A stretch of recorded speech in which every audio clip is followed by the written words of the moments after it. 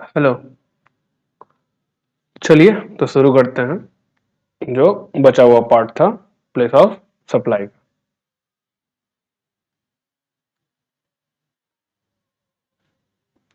अब हम पढ़ेंगे सर्विस का क्या होगा प्लेस ऑफ सप्लाई। और ये जो फर्स्ट केस है इसमें क्या होगा, जो भी दोनों बंदा है वो इंडिया में ही रहेगा। ठीक है। और इंडिया बाहर नहीं आता मेरे को, मान लीजिए इंडिया, मतलब सप्लायर ऑफ सर्विस भी इंडिया में है और रिसिपिएंट ऑफ सर्विस भी इंडिया में है। समझिए। तो वही कहा गया, अगर सप्लायर ऑफ सर्विस और रिसिपिएंट ऑफ सर्विस दोनों इंडिया में है तो प्लेस ऑफ सप्लाई क्या होगा। ठीक है। तो इस पार्ट को सेक्शन से पढ़ने के बजाय हम एनालिसिस पार्ट से ही पढ़ेंगे। ठीक है, क्योंकि वो वहां पर ज्यादा क्लियर से है। ठीक है।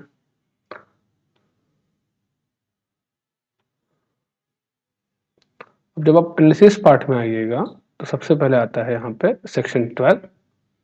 ठीक है। और सेक्शन 12 का सब सेक्शन 2 कहा, जब कब जब सप्लायर और रिसिपिएंट दोनों इंडिया में हो और सप्लाई ऑफ सर्विस हो तो प्लेस ऑफ सप्लाई क्या होगा। तो दो चीज बोला गया। फर्स्ट, अगर रिसिपिएंट रजिस्टर्ड हो। सेकंड, अगर रिसिपिएंट अनरजिस्टर्ड हो। ठीक है। कहा गया supply of service other than one specified in subsection 3 to 14। तो 3 to 14 क्या है, स्पेसिफिक केस है। यहां बताया गया है कि इन केसेस में सप्लाई ऑफ सर्विस जब भी होगा, नेचर, इसमें नेचर बताया गया डिफरेंट डिफरेंट सर्विस का, जब भी होगा तो वो जो सेक्शन में कहा गया है वही प्लेस ऑफ सप्लाई होगा। ठीक है। जनरल सेक्शन, इसको आप पढ़ सकते हैं जनरल प्रोविजन। ठीक है। अगर 3 to 14 वाला सर्विस नहीं है तो जनरल प्रोविजन एप्लीकेबल होगा। ठीक है। और उसमें अगर रिसिपिएंट रजिस्टर्ड है तो लोकेशन ऑफ रिसिपिएंट, अगर रिसिपिएंट अनरजिस्टर्ड है तो एड्रेस अगर अवेलेबल है रिकॉर्ड में, अगर एड्रेस अवेलेबल नहीं है रिकॉर्ड में सप्लायर के तो location of supplier of service. कहने का मतलब समझे। तो ये है जनरल प्रोविजन। ओके। कहने का मतलब बाय द वे मान लीजिए ये सप्लायर था, सप्लायर ऑफ सर्विस। ठीक है। और ये रिसिपिएंट ऑफ सर्विस।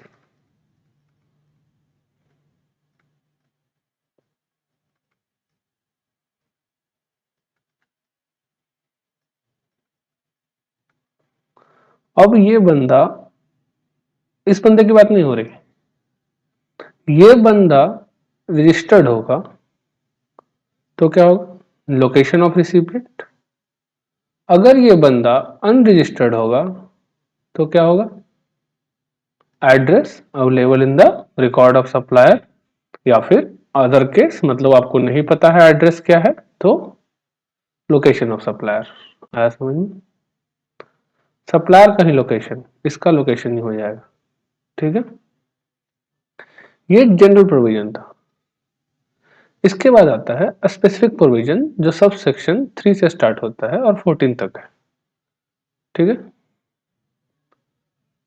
अब ये प्रिजम्पशन कुछ दिया हुआ है, देख लीजिए। The default presumption for place of supply in respect of registered recipient is the location of such person. ठीक है। Since the recipient is registered, address of recipient is always there and the same can be taken as proxy for place of supply. अब registered है तो address हमेशा available ही होगा। ऐसा समझ। The default presumption for the place of supply in respect of unregistered recipient, मतलब B2C supply, is also the location of recipient. However, in many cases, the address of recipient is not available. उन case में क्या होगा, location of supplier of. ठीक है। अब कुछ examples हैं, जैसे मिस्टर ए एक चार्टर्ड अकाउंटेंट थे, रजिस्टर्ड थे न्यू दिल्ली में। उन्होंने सर्विस दिया अपने क्लाइंट एमबी प्राइवेट लिमिटेड को, जो कि नोएडा यूपी में था और रजिस्टर्ड था। तो प्लेस ऑफ सप्लाई क्या होगा? नोएडा उत्तर प्रदेश, क्योंकि रजिस्टर्ड था recipient. Okay. Mister A chartered accountant थे, गुरुग्राम के, हरियाणा के, रजिस्टर्ड थे हरियाणा में। वो सर्विस दिए, कंसल्टेंसी सर्विस, अपने क्लाइंट मिस्टर सी को, जो कि रेसिडेंट है न्यू दिल्ली का पर रजिस्टर्ड नहीं है। तो एड्रेस अवेलेबल है? ऐसा नहीं कर सकता एड्रेस अवेलेबल है, न्यू दिल्ली में था, रेसिडेंट है। तो वही कहा गया, if the address is available in the record of mister A के पास अगर ये एड्रेस है कि हाँ new Delhi, road number this and that सब लिखा हुआ है, ठीक है, हाउस नंबर ये, गली नंबर ये, मोहल्ला नंबर ये, ठीक है, अगर ये एड्रेस अवेलेबल है तो मिस्टर ए का लोकेशन, ठीक है, मतलब न्यू दिल्ली। अगर अवेलेबल नहीं है तो क्या हो जाएगा? मिस्टर ए का लोकेशन गुरुग्राम, हरियाणा। ठीक है, समझ गए? अब आते हैं सबसेक्शन 3, स्पेसिफिक स्पेसिफिक प्रोविजन, आप इन्हें कह सकते हैं यहां से स्पेसिफिक प्रोविजन। यहां पे डिफरेंट डिफरेंट सर्विसेज होंगे, ठीक है, 3 से लेकर 14 तक, जिनके बारे में स्पेसिफिकली कहा गया है कि आप प्लेस ऑफ सप्लाई क्या मानिएगा। ठीक है, अगर कोई सर्विस इन 3 से लेकर 14 तक कवर नहीं है तो वो कहां कवर हो जाएगा? सबसेक्शन 2 में, जनरल प्रोविजन। ठीक है, पहला सर्विस जो है यहां पे देखिएगा, service in relation to immovable property, ये पहला सर्विस है। इसके अंदर lodging accommodation in hotel, boat और वेसल, ये दूसरा। यहाँ पे 2 सर्विसेज है। पहला service in relation to immovable property, अब यहाँ पर कंस्ट्रक्शन हो, क्या समझे? कंस्ट्रक्शन हो सकता है, रेनोवेशन हो सकता है, आर्किटेक्चरल सर्विस हो सकता है, ठीक है। तो service in relation to an immovable property या फिर लॉजिंग और एकोमोडेशन। लॉजिंग और एकोमोडेशन का मतलब होता है आप कहीं बाहर जाते हैं तो आपको रहने के लिए जगह चाहिए होता है, ठीक है। तो लॉजिंग एकोमोडेशन मतलब रहना, मतलब जहां भी रेंट पर रहते हैं जाकर के चंद दिनों के लिए, तो lodging and accommodation in a hotel, boat, vessel. ठीक है, अब आप समझिएगा इंपॉर्टेंट थिंग क्या। 12(3) cover supply of service which are directly in relation to an immovable property और by way of lodging accommodation in hotel. ठीक है, अब जब आप देखिएगा नीचे, किन किन सर्विसेज को directly in relation to immovable property बोला गया? बोला आर्किटेक्ट का सर्विस, इंटीरियर डेकोरेटर का सर्विस, सर्वेयर का service, engineer other related expert का सर्विस, स्टेट एजेंट का सर्विस। ठीक है, होता क्या है, मान लीजिए आपको एक घर बनाना है, ठीक है, और आप दिल्ली के निवासी हैं, ठीक है।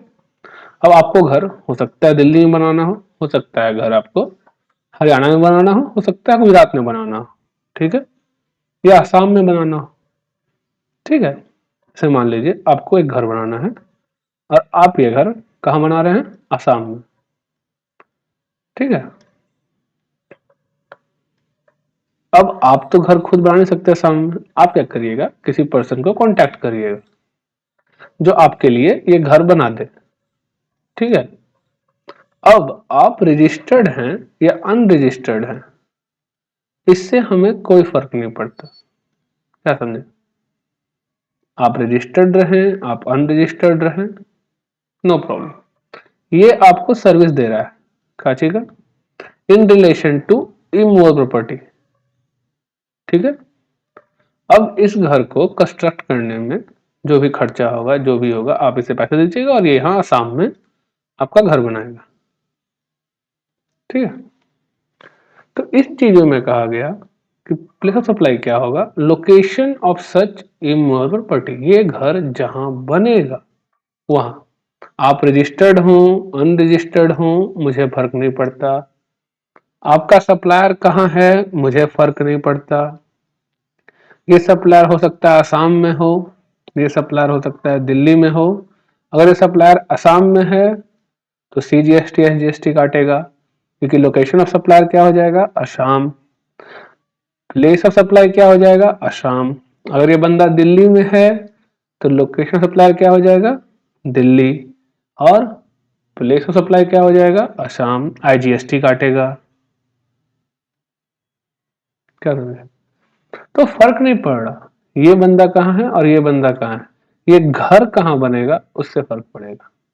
आया समझ में?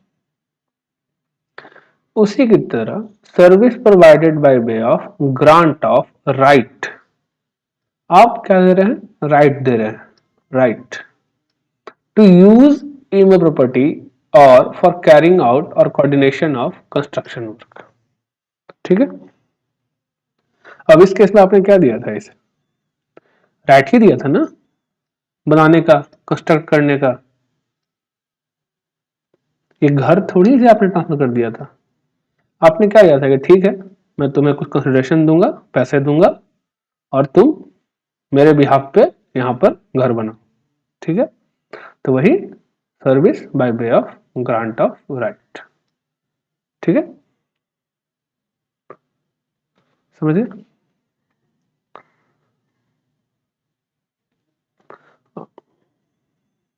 अब देखिए,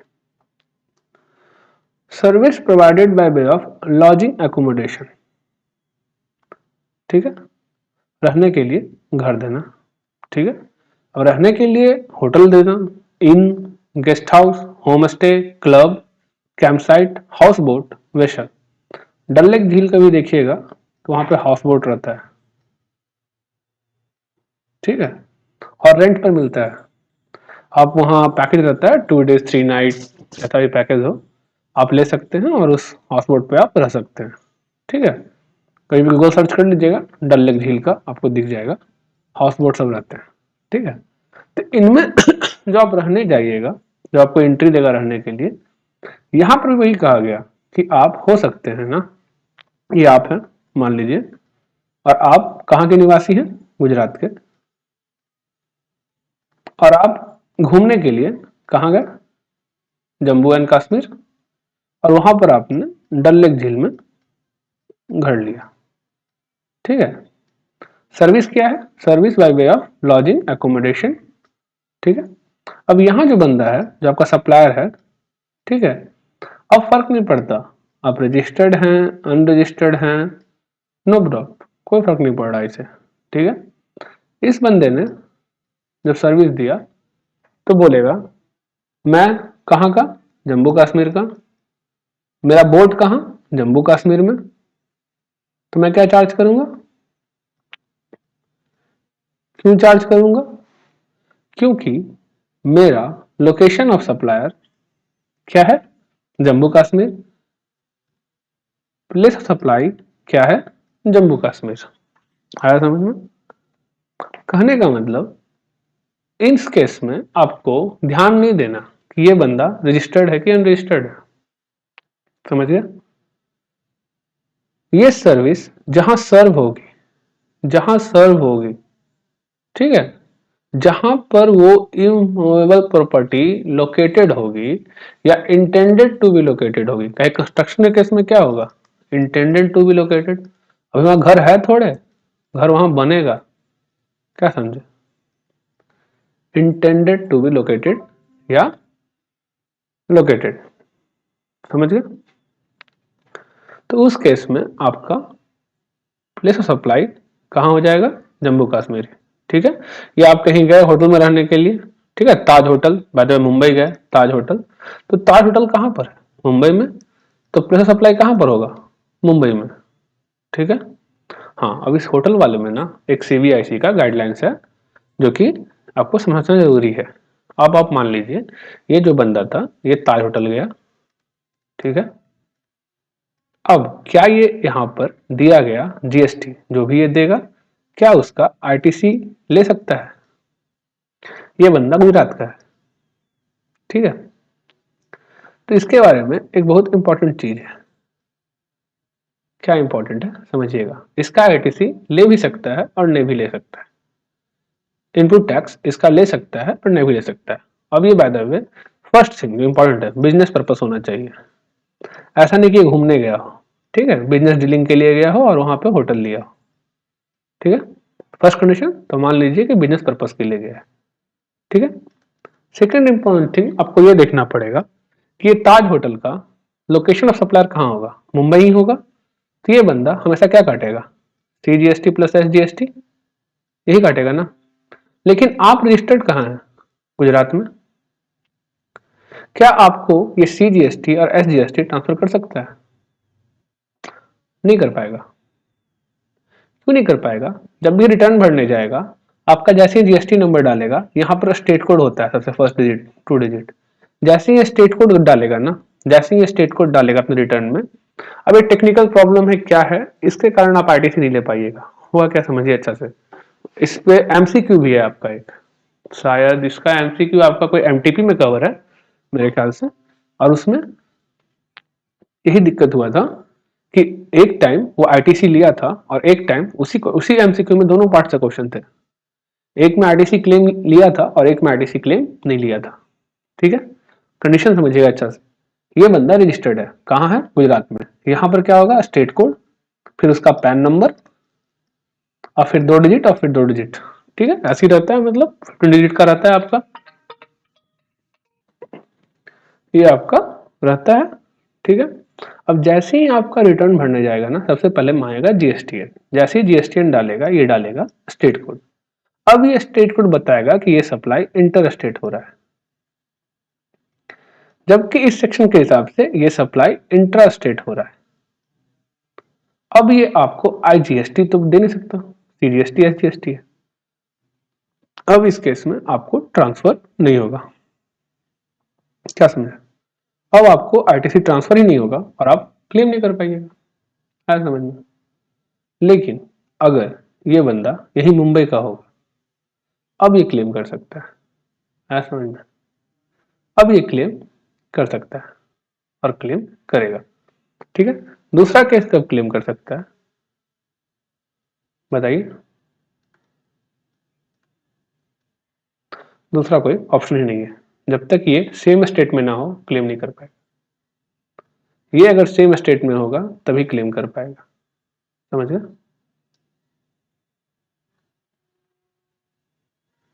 आया समझ में? तो अगर ये बंदा डिफरेंट स्टेट में है, तो होटल के केस में, लॉजिंग वाले केस में, जहां बिजनेस पर्पस के लिए गया है, कभी भी आईटीसी क्लेम नहीं करेगा। लेकिन अगर सेम स्टेट में है, मतलब ये भी मुंबई में ही है, तो अब तो सीजीएसटी एसजीएसटी जैसे ही इसका डालेगा, क्या स्टेट कोड डालेगा, ठीक है, जीएसटी रिटर्न को वेरीफाई कर देगा, ठीक है, सेम स्टेट कोड है, आप सीजीएसटी एसजीएसटी ट्रांसफर हो सकता है, समझ गए? तो ये कॉम्प्लेक्सिटी इस के कारण आता है, और इस पर क्लैरिफिकेशन दिया हुआ है कि आप कब क्लेम कर सकते हैं और कब क्लेम नहीं कर सकते हैं। अगर आप बिजनेस पर्पस के लिए हैं, सेम स्टेट में हैं, जहां पर सप्लाई है वहीं पर आप भी हैं, तो आप क्लेम कर सकते हैं, ठीक है, समझ गए?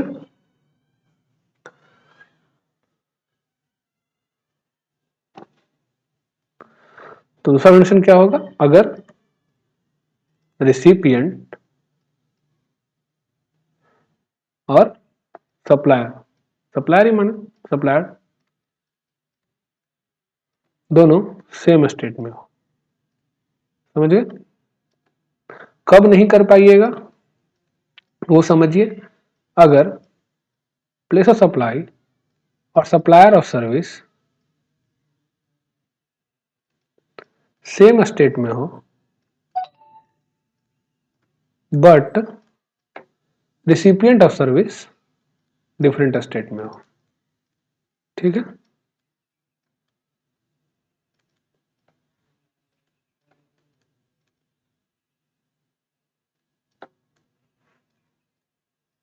समझ गए? इस केस में आप क्लेम नहीं कर पाइएगा और इस केस में आप क्लेम कर पाइएगा कब? जब प्लेस सप्लाई और supplier of service same state में हो, सॉरी रिसिपिएंट और सप्लायर दोनों सेम स्टेट में हो। और किस केस में नहीं कर पाएगा? ये दोनों सेम स्टेट में हो। कौन? प्लेस सप्लाई और सप्लायर, लेकिन रिसिपिएंट कहाँ? किसी और स्टेट में। समझ गया? दिक्कत क्या होगा? यही स्टेट कोड। जैसे स्टेट कोड डालेगा वही प्रॉब्लम आएगा। ये सेम प्रोविजन आपको टीडीएस में मिलेगा सेक्शन 51 में, ठीक है, जो आगे आएगा आपके सिलेबस का पार्ट है, वहां आपको सेक्शन मिलेगा, लेकिन इसके भी पे नहीं मिलेगा, टीडीएस के लिए मिलेगा। और यही कॉम्प्लेक्सिटी वहां पे भी रहेगा, क्यों टीडीएस नहीं काट पाएगा। ठीक है, वही सेम चीज यहाँ पे है, क्यों आईटीसी क्लेम नहीं कर पाएगा? कारण सिंपल है, ये स्टेट कोड। ठीक, जैसे स्टेट कोड डालेगा ये इंटर स्टेट दिखाएगा सप्लाई, जबकि ये सप्लाई सेक्शन के हिसाब से इंट्रा स्टेट है। अब आपको ये आईटीसी दे ही नहीं सकता, तो क्या कर सकता है? समझ गए? हाँ, ये चीज इंपॉर्टेंट है कि बिजनेस पर्पस होना चाहिए, ये नहीं कि घूमने गए थे। बिजनेस पर्पस इंपॉर्टेंट है। आप बिजनेस डीलिंग के लिए गए थे, आपने होटल लिया, आप आईटीसी क्लेम कर सकते हैं। क्या है कि ब्लॉक्ड क्रेडिट में भी कवर नहीं है, लिखा हुआ कहीं नहीं है ब्लॉक क्रेडिट में कि होटल में क्या सर्विस ब्लॉक्ड है। ठीक है, अब यहां पर एक और सर्विस आया। ठीक है, कौन सा आया? Service by way of accommodation in an इमो प्रॉपर्टी फॉर ऑर्गेनाइजिंग, ऑर्गेनाइज करने के लिए। ठीक है, marriage, reception matter, official, social, cultural, religion, including services provided in relation to such function at such property. ये काफी इंपॉर्टेंट है। ये ऑर्गेनाइजेशन ऑफ इवेंट आगे मिलेगा आपको, ऑर्गेनाइजेशन ऑफ इवेंट का सर्विस, ठीक है, प्लस लॉजिंग और प्लस इवेंट का सर्विस जो दिया गया। ठीक है, इन तीनों से कंबाइंड क्वेश्चन आता है, तीनों एक साथ काम करता है। ठीक है, इन तीनों से आपको कंबाइंड क्वेश्चन पूछेगा, किससे? ऑर्गेनाइजेशन ऑफ इवेंट, उसके लिए आपने कहीं होटल लिया, ठीक है, ऑर्गेनाइजिंग एन इवेंट का सर्विस है। इसमें क्या होता है, जैसे कि कोई इवेंट मैनेजमेंट कंपनी है, ये आपको सर्विस देगा, ठीक है, इवेंट ऑर्गेनाइज करने का, ठीक है, और इसके लिए कहीं पर होटल बुक करेगा, समझे? और फिर होटल में जो लोग आएंगे उसको आप इवेंट का सर्विस दीजिएगा। तो यहाँ पे 3 सर्विस होता है। पहला, आपको इवेंट मैनेजमेंट का सर्विस आपको दिया गया। दूसरा, ये बंदा जो होटल लेने गया भाड़े पे, और फिर आपने लोगों से पैसे लिए इवेंट में आने के, ठीक है, तो ये थर्ड सर्विस। तो यहाँ पे 3 सर्विस एक साथ काम करता है और इससे क्वेश्चंस आते हैं, काफी आते हैं, ठीक है। उसके बाद कहा गया service ancillary to above mentioned service, मैंने इनसे जुड़े हुए जो भी सर्विसेज और प्रोवाइड किए जाएंगे वो सब यहीं पे कवर होंगे, ठीक है, समझ गए? एंसिलरी मतलब जुड़े हुए,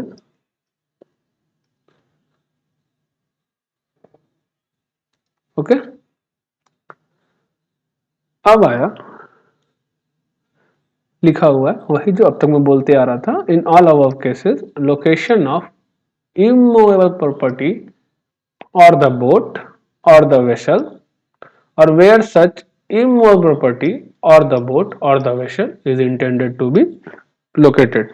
ठीक है, कहने का मतलब जहां पर इमूवेबल प्रॉपर्टी पहले से है या जहां पर वो बनने वाला है, ठीक है, समझिए, लोकेशन ऑफ इमूवेबल प्रॉपर्टी या लोकेटेड या इंटेंडेड टू बी लोकेटेड, ठीक है, समझ गए? अब देखिए, जैसे यहाँ एग्जांपल के तौर पे दिया हुआ है, KTS builder is constructing a factory building for PLM private limited Kolkata. अब देखिए, ये कोलकाता में है, ये मुंबई में है, लेकिन बिल्डिंग कहाँ बन रहा है? दिल्ली में। तो प्लेस ऑफ सप्लाई क्या होगा? दिल्ली। आया समझ में? Shah and Shah, an architectural firm at Kolkata, has been hired by MKF builder of Mumbai, ठीक है, तो सा एंड सा फर्म कहाँ पे है? कोलकाता में। इसको जो हायर किया वो कहाँ पे है? मुंबई में। To draw up a plan for high rising building to be constructed by them in Ahmedabad Gujarat. Building कहाँ intended to be located है? आया समझ में? बिल्डिंग वहां है थोड़े, बिल्डिंग क्या है? intended to be located, समझे? कहाँ intended to be located है? अहमदाबाद गुजरात में। तो प्लेस ऑफ सप्लाई क्या होगा? अहमदाबाद। समझ गए?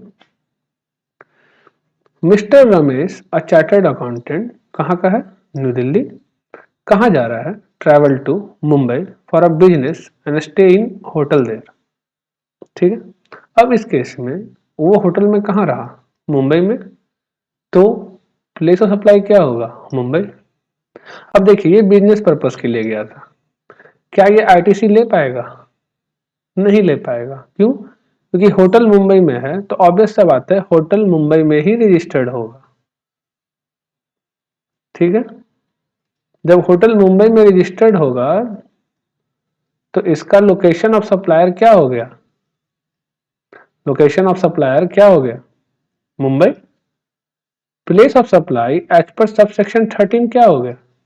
मुंबई। अब ये बंदा क्या काटेगा? CGST plus SGST. पर अपना जो सीए है वो कहां है? न्यू दिल्ली में।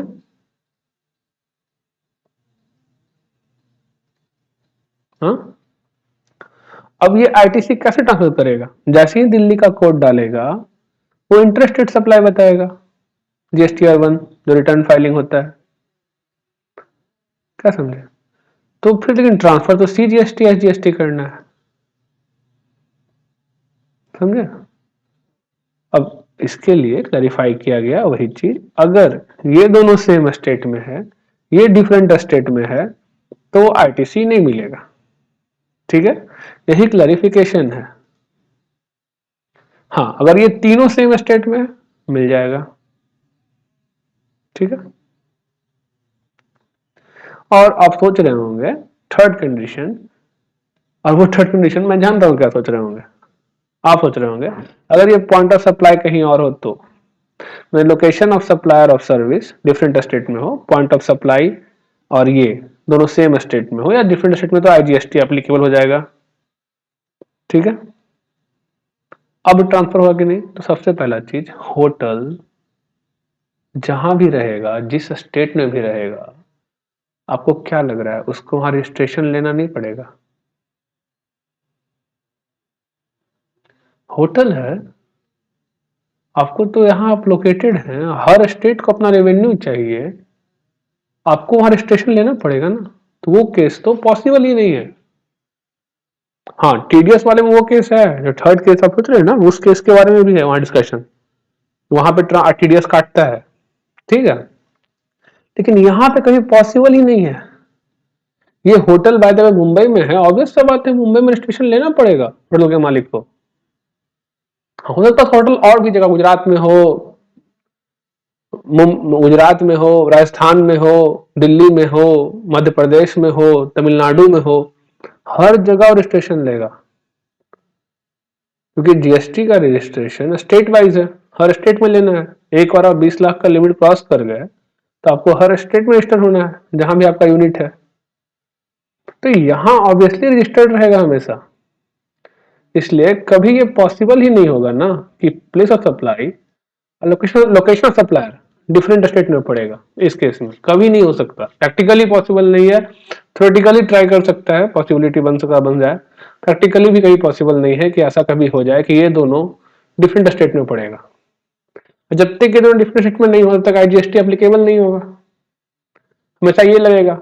अब ये बंदा अगर डिफरेंट स्टेट में होगा, इसको तो आईजीएसटी ट्रांसफर करना पड़ेगा, जो हम कर नहीं सकते हैं अब सबसेक्शन 3 के कारण। तो हम क्या करेंगे? अगर ये बंदा यही सेम स्टेट में है तो आरटीसी क्लेम कर सकता है, डिफरेंट स्टेट में है इसको आरटीसी ट्रांसफर ही नहीं होगा, आरटीसी ट्रांसफर ही नहीं होगा, बी टू सी दिखाना पड़ेगा, इसको कुछ नहीं कर सकता ये। जैसे ही इसका वो जीएसटी का कोड डालेगा, स्टेट कोड 10, 9, 20, 20 बंगाल का है शायद, 20 बंगाल का है, जो भी मतलब 19 ऐसे कोड रहता है, 10 बिहार का है। ठीक है। 10 बिहार का है, 19 शायद मेरे ख्याल से यूपी का है, 20 शायद बंगाल का है, 9 पता नहीं किसका है, असम का है, किसी का है। ठीक है, और मैं कंफ्यूज हूँ, बस 10 बिहार का ही पता है। ठीक है, देखिए मैं यही कहूँ तो मुझे ये तो पता रहेगा ही ना कि कहाँ का है। ठीक है, तो 10 बिहार का है। ठीक है, तो आप खुद सोचिए क्या पॉसिबिलिटी बनता है? नहीं। हाँ, सेम स्टेट में रहेगा ये तीनों चीज, एक ही स्टेट में फॉल कर जाए तभी एक कंडीशन जहां आपको आईटीसी ट्रांसफर होगा। ठीक है, ये क्लैरिफिकेशन है सीबीआईसी के द्वारा, और इसको हमेशा ध्यान रखिए। अगर बिजनेस पर्पस के लिए है, तीनों एक स्टेट में, कौन कौन? Location, point of place of supply, और इसका भी लोकेशन, रिसिपिएंट का भी, तीनों एक जगह पे है, आईटीसी ले सकता है। अगर ये दोनों एक जगह पे है और ये किसी और जगह पर है, नहीं ले सकता है। समझ गए? तो इस केस में क्या होगा? इस केस में ये आईटीसी नहीं ले पाएगा। आया समझ में? लेकिन अगर यही मुंबई में रहता तो ये ले लेगा। और थर्ड केस, उसका पॉसिबिलिटी नहीं बनता इसमें, क्योंकि ऑब्वियस वाला होटल जहां भी है रजिस्टर्ड होगा उस स्टेट में। जब वो रजिस्टर्ड होगा तो लोकेशन ऑफ सप्लायर में जब पढ़ रहे थे हम लोग डिफिनेशन में, तो आपने क्या लिखा था? If the person is registered the location of supplier shall be such place, registered place. ठीक। अब देखिए ये example, mister x a consulting engineer based in Mumbai Maharashtra render professional service in respect of an immovable property of Mr. by Bangalore located in Australia। ठीक है, अब ये कौन सा केस है आप सोचिएगा। ठीक है, तो देखिए एक चीज छूट गया था, पढ़िए इसे। If the immovable property boat vessel is located outside India, the location of recipient of service is the place of supply। तो फिर उस केस में इंटेंडेड टू बी लोकेटेड और लोकेटेड वाला सेक्शन नहीं लगाइएगा, ये एक्सेप्शन है। अब आप सोचिएगा कि इसमें इंपोर्ट और एक्सपोर्ट क्या नहीं आएगा? आपके दिमाग में यही आ रहा होगा, ये तो बाहर दे रहा है सर्विस, इंपोर्ट होना चाहिए, एक्सपोर्ट होना चाहिए, कुछ तो होना चाहिए। तो भाई साहब लोकेशन ऑफ सप्लायर कहां पर है? इंडिया में। कहां पर है? मुंबई में। समझ गए? और लोकेशन ऑफ रिसिपिएंट कहां पर है? मिस्टर वाई कहां है? बेंगलुरु। वो भी कहां है? इंडिया में।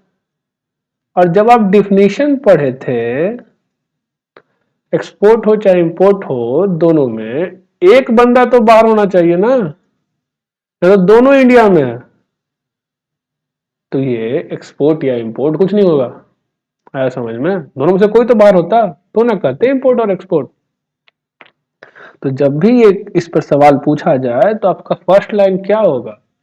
Where location of supplier of service and location of recipient of service is in India. ये फर्स्ट लाइन आपको लिखना पड़ेगा, उसके बाद लिखना पड़ेगा नीचे, समझ गए, कि सर्विस दोनों इंडिया में ही है लेकिन प्रॉपर्टी बाहर लोकेटेड है, इसलिए प्लेस ऑफ सप्लाई क्या हो जाएगा? जहां प्रॉपर्टी लोकेटेड है वहां नहीं होगा, बेंगलुरु हो जाएगा। समझ गए? लोकेशन ऑफ रिसिपिएंट इसका। आया समझ में? ये एक्सेप्शन था जब प्रॉपर्टी जो है, जो इमूवेबल प्रॉपर्टी है, वो देश के बाहर हो तो। ठीक है, समझ गए? वो प्रॉपर्टी वोट या वेसल अगर बाहर हो तो। अब यहां सिर्फ कंस्ट्रक्शन वाला पार्ट नहीं कवर है, आर्किटेक्चर नहीं कवर है, सब कवर है, एकोमोडेशन भी। अगर दोनों बंदा इंडिया में है, बाहर होटल लेने गया है, तो वो भी उस केस में भी यही अप्लाई हो जाएगा। ठीक है, क्या? Location of recipient. समझ गए?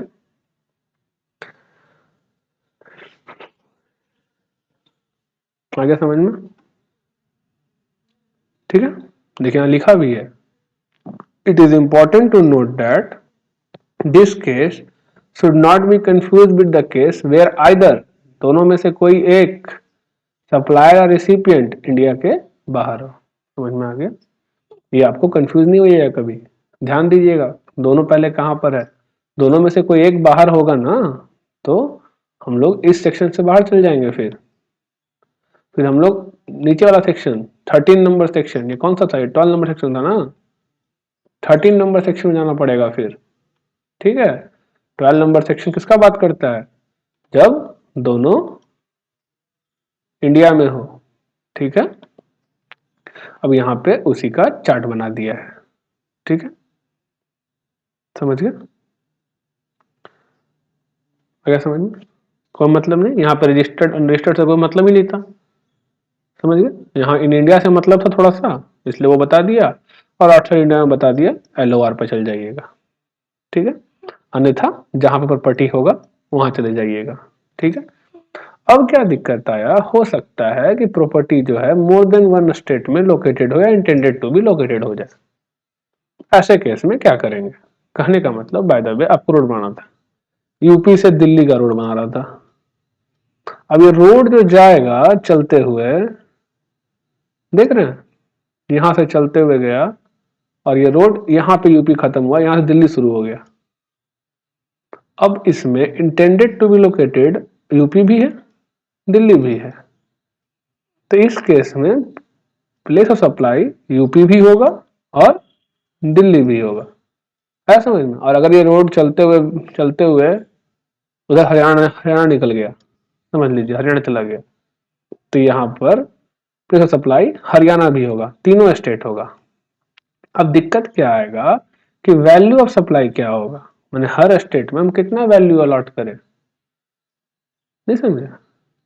अब अगर कंस्ट्रक्शन कंपनी बाय द वे दिल्ली का था, तो दिल्ली वाले वैल्यू पे तो CGST SGST काटेगा, यूपी वाले वैल्यू पे IGST काटेगा, और हरियाणा वाले वैल्यू पे IGST काटेगा, पर इस वाले वैल्यू पे CGST SGST काटेगा। समझे, तो जब ऐसा केस होगा तो पूछा गया तो भाई साहब अब ये तो बता दो कि क्या होगा, वैल्यू कैसे बताओगे। तो बोला गया अगर एग्रीमेंट है, ठीक है, अगर एग्रीमेंट है, समझे, तो एग्रीमेंट के हिसाब से, ठीक है, वैल्यू निकालने का देखिए वही लिखा हुआ है। Sometime a property may extend to more than one location. For example, a railway line, a national highway, a bridge on a river may originate in one state and end in other state, or a houseboat stay may traverse more than one state. हो सकता है ना, houseboat चलता रहता है, ठीक है, डल lake वाला तो रुका रहता है, मैंने और भी कहीं होता होगा सर्विस की, यहाँ से हमारे हाउसबोट में रहिएगा, यहाँ से आपको हम तमिलनाडु के रास्ते कर्नाटका ले जाएंगे कावेरी नदी से, ठीक है, जो भी मतलब।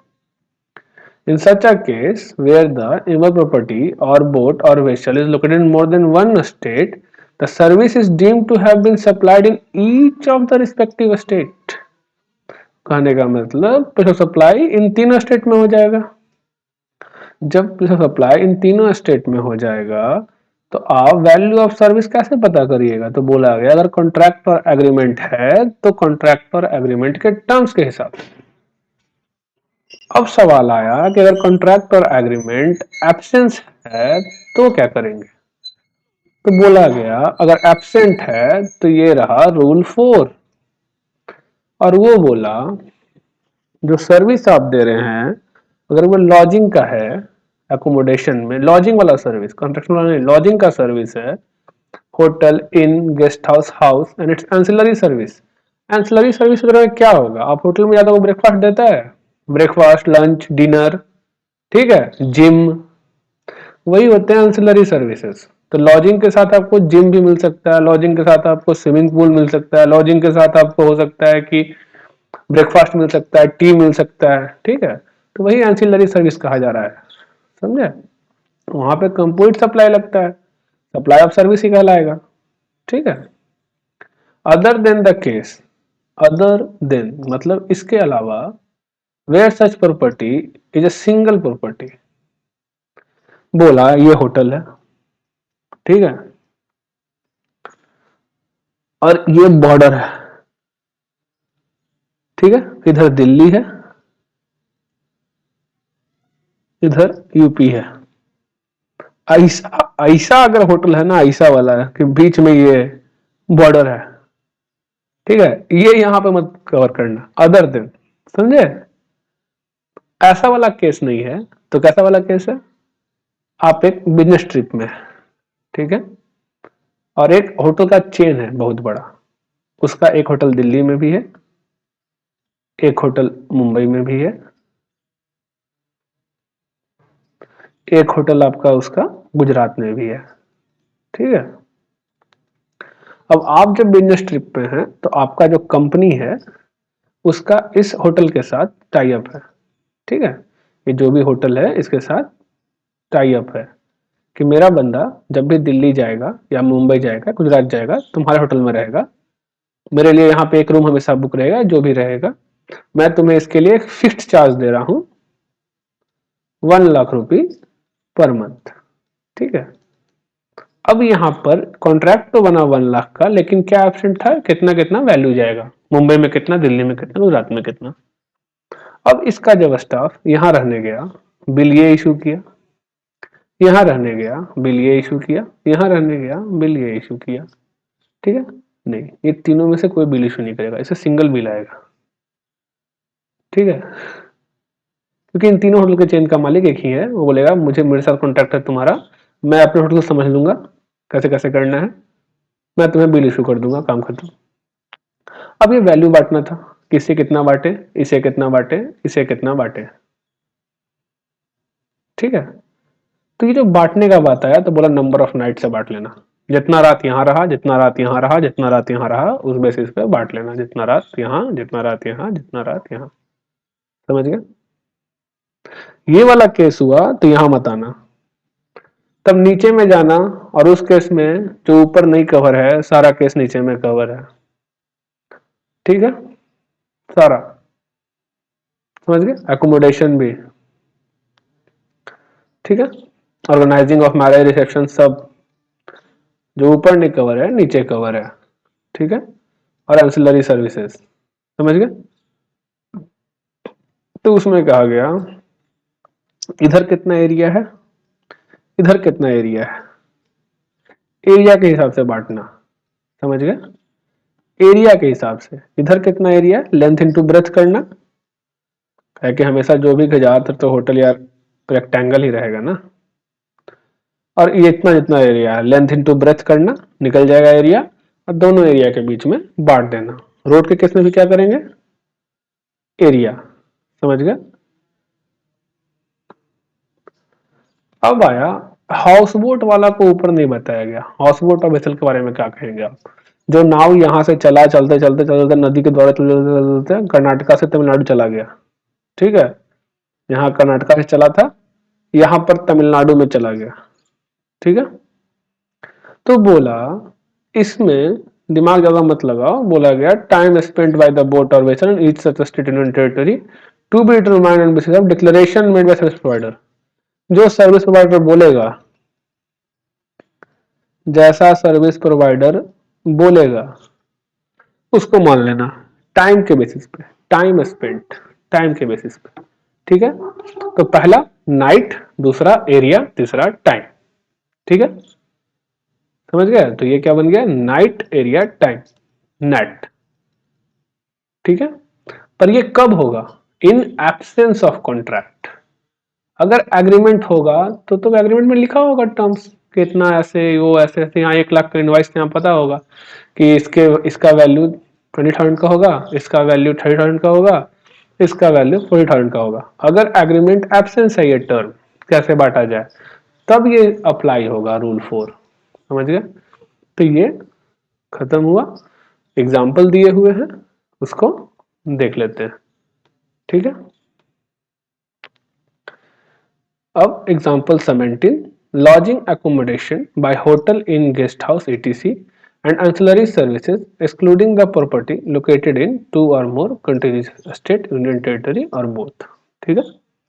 A hotel chain X, देख रहे हैं, charges a consolidated sum of rupees 30,000, ठीक है, for a stay in its two establishment in Delhi and Agra, where the stay in Delhi is for 2 night and stay in Agra for 1 night. हाँ देखिए, ऊपर मैंने कहा था कि पॉसिबिलिटी नहीं है, इस केस में पॉसिबिलिटी हो सकता है, इस केस में पॉसिबिलिटी हो सकता है कि होटल चेन एक्स जो है वो रजिस्टर्ड है कहीं भी, मान लीजिए यहाँ रजिस्टर्ड है, ठीक है, होटल चेन एक्स ये यहाँ रजिस्टर्ड है, आप कहीं पर हैं, ठीक है, और इसका 2 होटल यहाँ पर है, ठीक है। अब यहाँ पर क्या होगा ना, सर्विस ऐसे फ्लो करेगा, ये इससे सर्विस लेगा और ये आपको सर्विस दे रहा है, ऐसा समझिए, समझे। इस केस में पॉसिबिलिटी है कि आईजीएसटी चार्ज हो सकता है होटल के सर्विसेज, नहीं समझे। ये आपसे 30,000 ले लिया, ठीक है, प्रॉपर्टी कहाँ लोकेटेड है, कहीं और, ये मान लीजिए ये आपका यूपी में है, ये कहाँ है, दिल्ली में, आप कहाँ हैं, आप भी मान लीजिए गुजरात में, ठीक है, तीनों 3 स्टेट में, समझ गए। अब ये जब आपसे 30,000 लेगा ना, ये तो आपको बिल इसी से देना है, आपको 30,000 प्लस आईजीएसटी बोलेगा, क्यों, क्योंकि दिल्ली में प्रॉपर्टी लोकेटेड है, ठीक है। अब ये क्या करेगा, आपसे 30,000 लेगा प्लस आईजीएसटी लेगा, अब आपको आईजीएसटी ट्रांसफर कर सकता है, क्योंकि आप गुजरात में हैं, आपका जैसे स्टेट कोड डालेगा, ठीक है, स्टेट कोड जैसे ही डालेगा आपका इंटर स्टेट का जितना पैरामीटर है सब एक्टिव हो जाएगा और इंटर स्टेट का सारा पैरामीटर ऑफ हो जाएगा, यहां पर आप आईटीसी ले पाइएगा इस केसेस में, ऐसा होता है तो, क्योंकि ये जब बिल चार्ज करेगा ना तो यही आईजीएसटी चार्ज करेगा, ठीक है। अब ये बंटवारा का बात क्यों कर रहा है 30,000 का, हो सकता है ना कि इसका एक और यूनिट जो है जैसे यूपी में है, एक और यूनिट यूपी में ही रहेगा, ये यूपी, ये मान लीजिए यूपी वाला ही है, ठीक है, और यहाँ पे आप 2 रात रहे, यहाँ 1 रात रहे, तो यहाँ 20,000, यहाँ 10,000, नाइट का स्टे पे तो बांटना था, तो यहाँ 20,000, यहाँ 10,000, यहाँ पे तो सीजीएसटी एसजीएसटी काटेगा, अब नहीं बांट पाएगा, अब कैसे बांटेगा, आपका कोड डालेगा, इंटरेस्ट रेट दिखा देगा, आया समझ में। तो मतलब एक केस में नहीं काटेगा, कहने का मतलब वो केस कब होगा, जब ये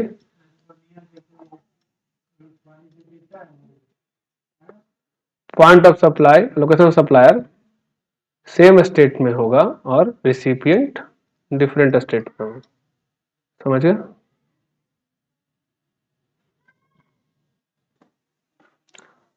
सिर्फ इस केस में आपका आईटीसी ट्रांसफर नहीं होगा, मतलब आप आईटीसी क्लेम नहीं कर पाइएगा, भले ही बिजनेस पर्पस के लिए आप होटल एकोमोडेशन का यूज किया, ठीक है। ये सेम स्टेट में रहेगा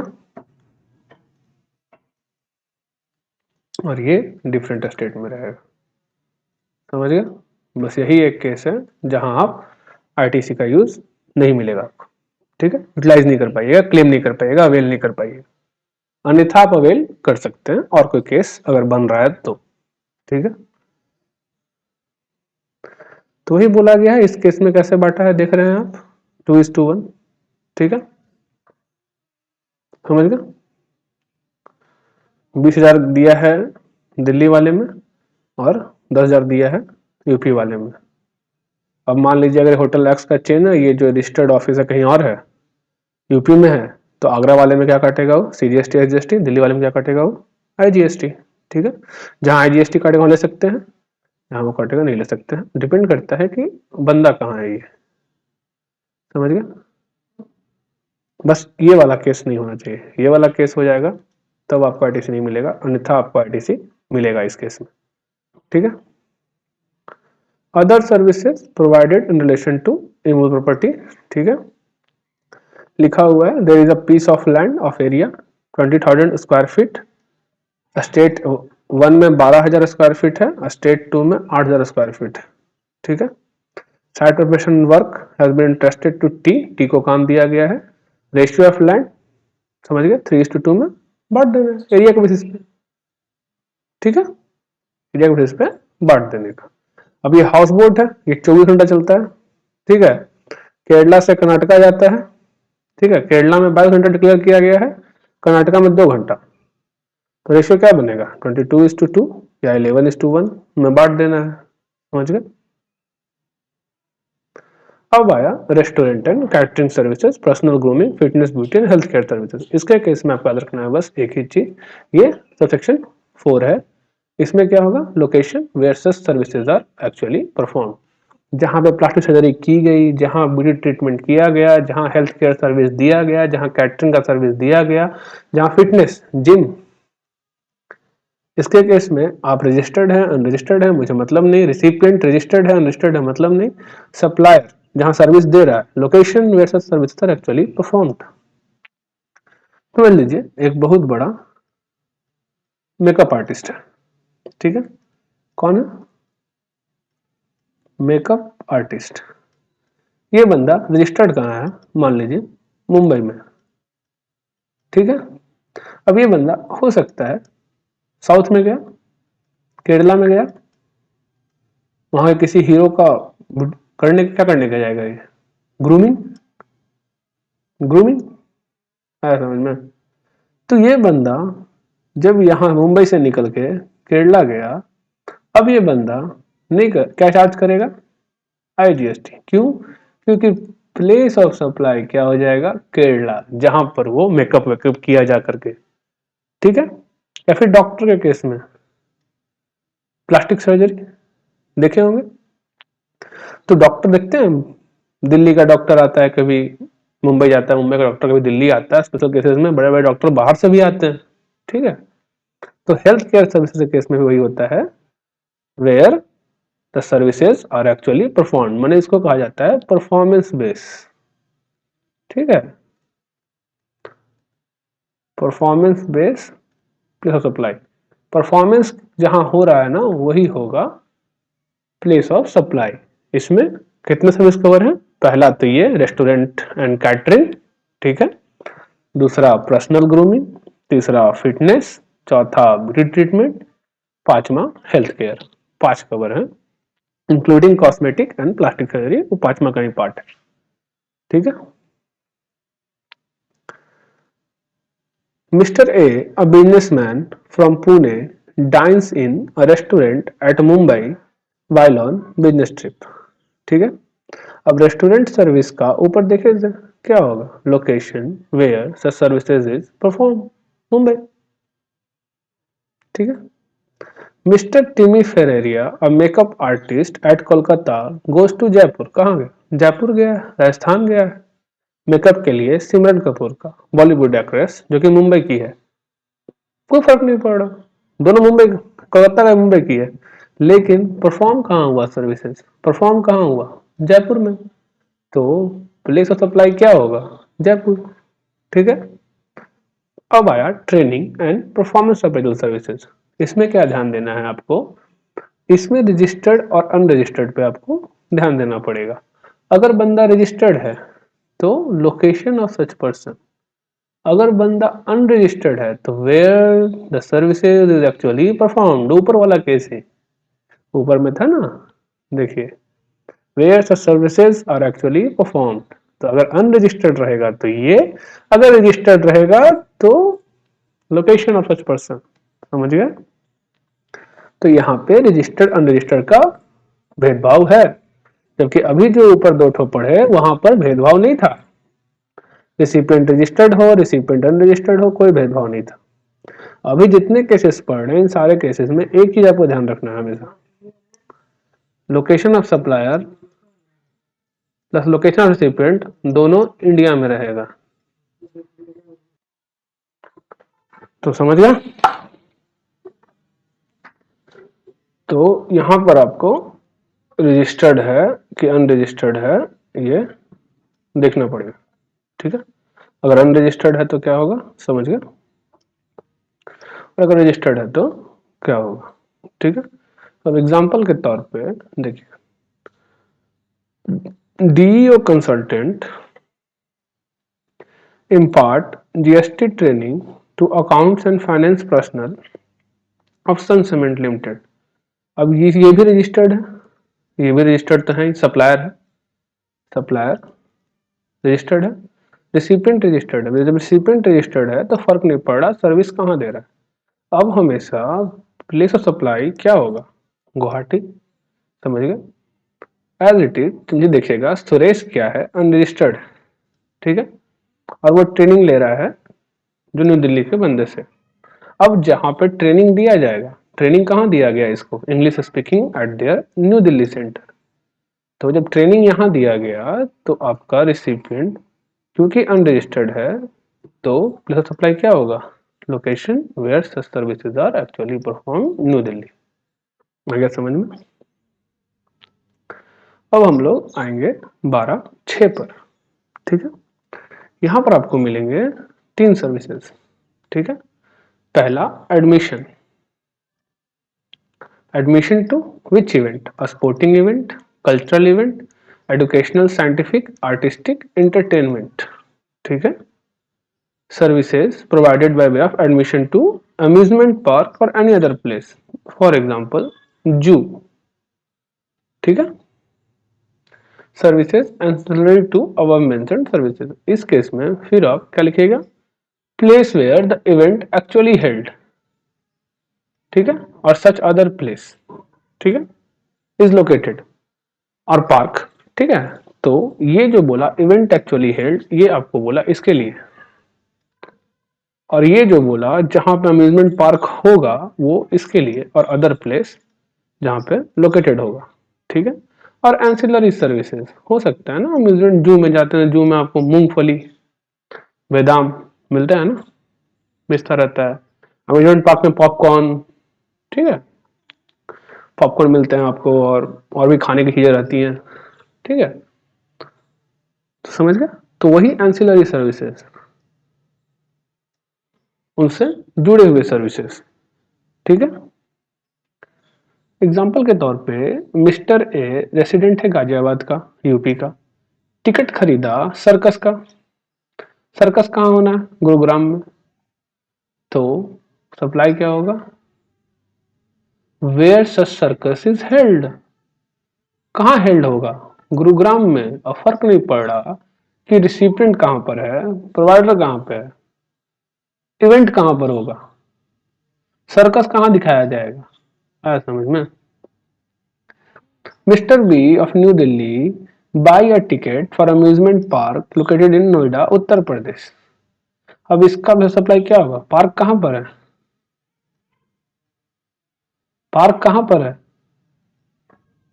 नोएडा में, समझ गए।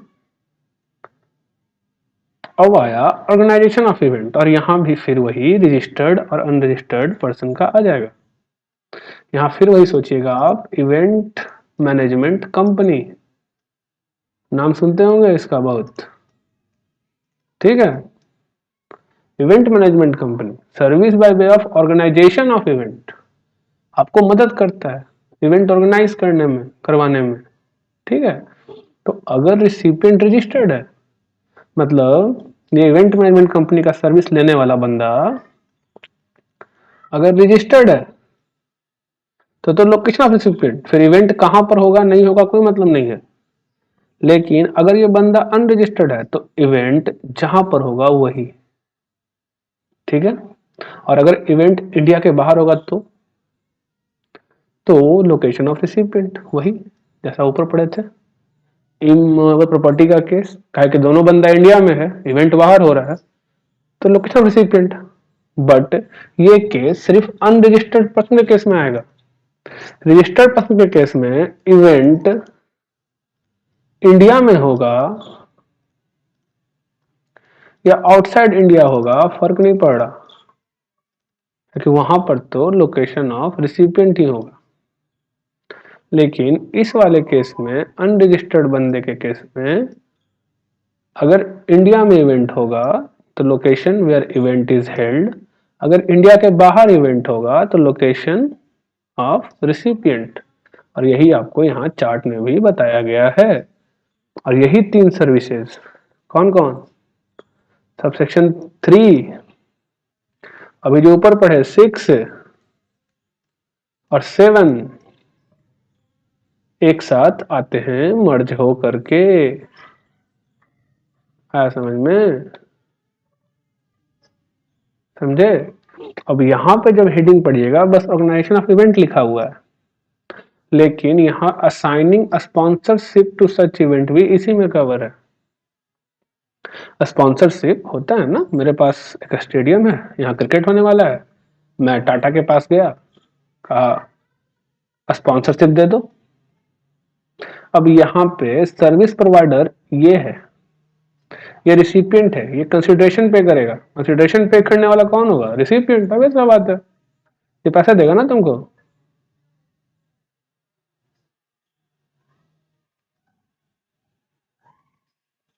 स्पॉन्सरशिप सर्विस के लिए अब यहाँ पे आप क्या करेगा, उसका बोर्ड लगाइएगा टाटा का, ठीक है। कंसिडरेशन कौन दिया?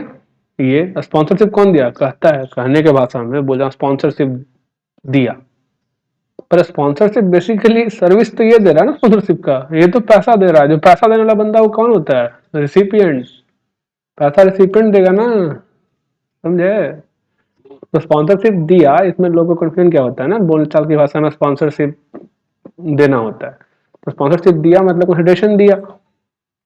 सर्विस कौन दिया स्पॉन्सरशिप का? सर्विस ये दिया स्पॉन्सरशिप का, समझे। ये जाओ क्रिकेट मैच करवा रहा है, ठीक है, तो ये भी यहीं पे कवर है, स्पॉन्सरशिप सर्विस। हो सकता है ना इवेंट जो ऑर्गेनाइज हुआ वहां पर स्पॉन्सरशिप सर्विस का भी दिया गया हो, लिया गया हो पैसे बोर्ड टांगने के, इवेंट ऑर्गेनाइज होने के, ठीक है। तो इसमें ये ध्यान रखिएगा। और देखिए यहाँ बता भी दिया, अगर रजिस्टर्ड है तो कोई झगड़ा ही नहीं है। स्पॉन्सरशिप सर्विस या इवेंट का ऑर्गेनाइजेशन का सर्विस अगर रजिस्टर्ड बंदे को दिया गया, झगड़ा ही नहीं है। तो रजिस्टर्ड बंदा जहां उसका लोकेशन है वही हो जाएगा। अगर अनरजिस्टर्ड बंदे को दिया गया है तो अगर इंडिया में है तो location where event is held, अगर इंडिया के बाहर है तो लोकेशन ऑफ रिसिपिएंट, ठीक है। एग्जाम्पल दिया हुआ है, देख लीजिए। मेगा इवेंट है, इवेंट मैनेजमेंट कंपनी है, न्यू दिल्ली का, ऑर्गेनाइज किया अवार्ड फंक्शन 7 डायमंड मर्चेंट के लिए, गुजरात, रजिस्टर्ड पर्सन है। प्लेस ऑफ सप्लाई क्या होगा? अहमदाबाद। मेगा इवेंट कंपनी है, इवेंट मैनेजमेंट है न्यू दिल्ली का, 7 डायमंड फिर वही है, रजिस्टर्ड है गुजरात में, ठीक है। सर्विस कहाँ दिया जा रहा है? Outside India. पर ये बंदा रजिस्टर्ड है तो मतलब ही नहीं है। जब बंदा रजिस्टर्ड है तो जहां रजिस्टर्ड है अहमदाबाद, ठीक है। अब ग्रैंड ब्रीडिंग प्लान है चेन्नई का, हायर किया कौन? रमेश, अनरजिस्टर्ड पर्सन है। तब जहां पर इवेंट होगा, इवेंट कहाँ हुआ? न्यू दिल्ली में। जब इवेंट न्यू दिल्ली में हुआ तो लोकेशन क्या होगा? Supply new Delhi. लेकिन अब यही इवेंट बाहर होगा, समझे। लेकिन क्योंकि रिसिपिएंट और सप्लायर दोनों इंडिया में है, इसलिए यही सेक्शन लगेगा। अगर रिसिपिएंट और सप्लायर दोनों में से कोई बाहर होगा तो आपको सेक्शन 13 में जाना पड़ेगा, जहां बोला है कि दोनों में से कोई बाहर रहेगा। तो यहाँ दोनों इंडिया में है लेकिन सर्विस बाहर हो रहा है प्रोवाइड, तो अब क्या करिएगा आप? लोकेशन ऑफ रिसिपिएंट पे आ जाइएगा, ना कि जहां पर इवेंट हेल्ड हुआ है, मतलब हैदराबाद जो इसका लोकेशन था, समझ गए। अगर इवेंट मोर देन 1 स्टेट में हुआ तो कुछ नहीं करना है आपको, हर स्टेट में आपका प्रेशर सप्लाई हो जाएगा, ठीक है, same as it is. Immovable property वाला केस, ठीक है। अगर एग्रीमेंट है तो उसके हिसाब से वैल्यू ऑफ सप्लाई बटेगा, ठीक है। अगर एग्रीमेंट नहीं है तो जनरली एक्सेप्टेड अकाउंटिंग प्रिंसिपल के हिसाब से बटेगा, रूल 5। कहने का मतलब जो आप अडॉप्ट करते हैं अकाउंटिंग के टाइम मेथड, ठीक है, उस हिसाब से बांट लीजिएगा, ठीक है। एग्जाम्पल के लिए दिया है, an event management company E has to organise some promotional event in state S1 and S2 for recipient are unregistered person, ठीक है। अब ये वाला केस सिर्फ अनरजिस्टर्ड केस में आ सकता है, रजिस्टर्ड केस में तो ये आ ही नहीं पाएगा। पूछिएगा क्या है, क्योंकि उसका तो एक ही चीज होगा ना, लोकेशन ऑफ रिसिपिएंट, चाहे कहीं भी सर्विस देते रहे। क्या समझे?